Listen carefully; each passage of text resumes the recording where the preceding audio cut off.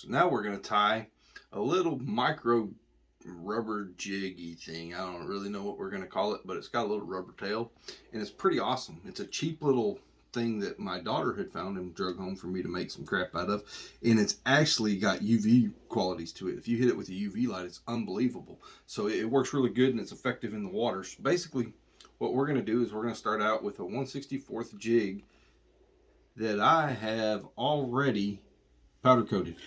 If you watch some of my other videos, you'll see me doing some powder coating. It's a pretty simple deal.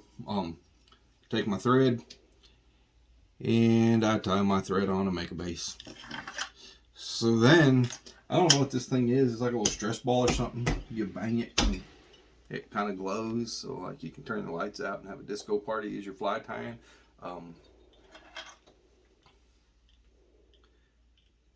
Kind of screws with your eyes trying to cut it while it's doing that. So anyhow, I'm going to cut off my little rubber worm thing here. So I got my little rubber worm. And I'm going to tie it on my fly.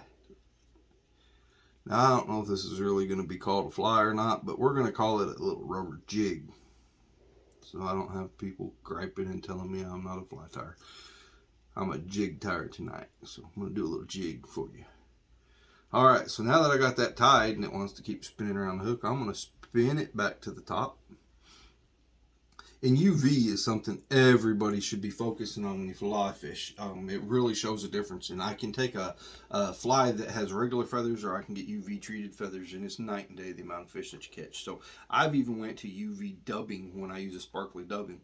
So I am going to use some rainbow color. I feel festive tonight, so we're going to do some rainbow color. We're going to spin her around like we're dancing in the disco ball that we had earlier. So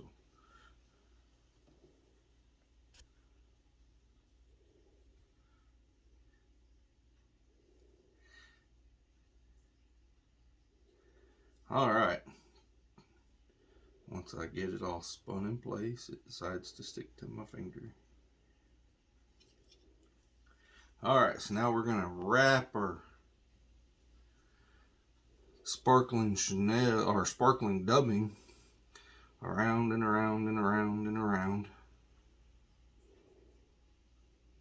And we'll get that strung around pretty good. And you can see it leaves lots of fibers the way I tie it loose in there. Now I'm wrapping it extra thick to where I know there's plenty of string holding my dubbing down, but I want it hairy. The hairier it is, the more it's going to go out there. Them strings, I want it all strung. The more I can have, I always joke and say I want them strung out like a crackhead on a 4-day binge. So we want that thing strung as much as we can with the fibers coming out, even to the point we can take our dubbing needle and pick some of them loose, because they're going to make more action in the water.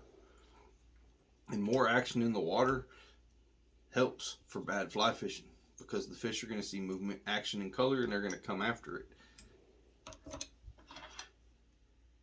So we cut our line, and I'm cheap as hell, so I use Super Dry from Dollar Tree. I should get an endorsement from Dollar Tree, but I use Super Dry from Dollar Tree for my head cement, because I'm out to beat the system. Put her on there, and there we have it. We have ourselves some kind of little rubbery thing that flat works. And all these little flies we'll take out, and I'll show you guys just how effective some of them are. Maybe we'll do a little test and show which ones are most effective. But that little deal, you can get them that are kind of glow in the dark, so if you're bored and lonely, you can play with them. You can get some that are wiener shaped. However, whatever you need, you can get them. Man, we got them in all different colors. Every time we go to Dollar Tree, my daughter's grabbing up all these stupid things and bringing them home. But they work, and as long as she's wanting to fly tie, I don't care. We'll do it. So anyhow, have a good night.